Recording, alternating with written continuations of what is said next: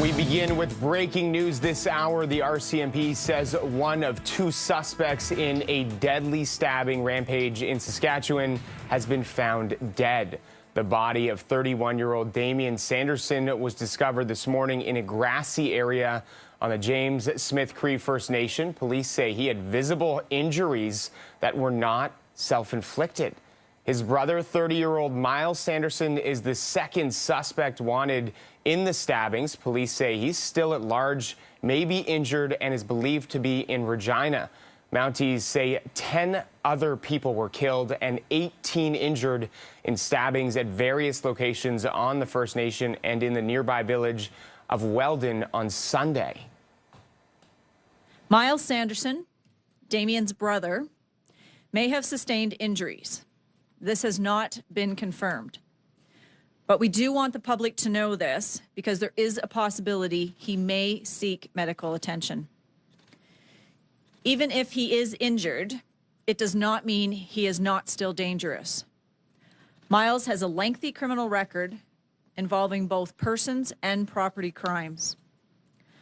Miles is facing 3 counts of first-degree murder and is wanted. We consider him armed and dangerous. Do not approach him.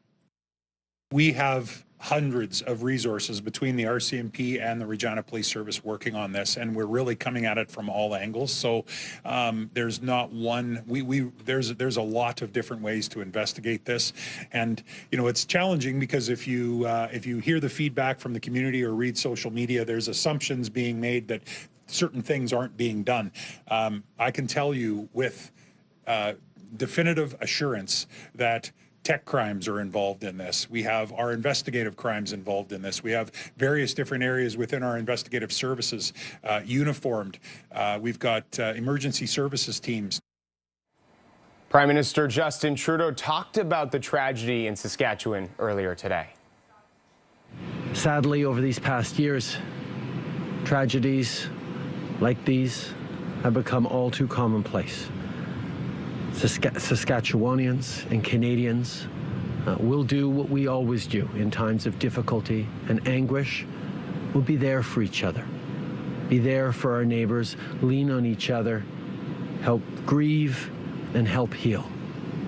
We will continue to do that, and all Canadians will be with you in this difficult time. Weldon residents are sharing their experiences after learning of the stabbings and hearing the emergency alert. A large police presence remains in the village. Residents are also remembering the victims. He was kind-hearted. He helped anybody that needed a hand. He liked to go put the coffee on for the community at the Silvertone. We call it Coffee Roadhouse. He always wore a hat that had a flower on it and had flowers around it.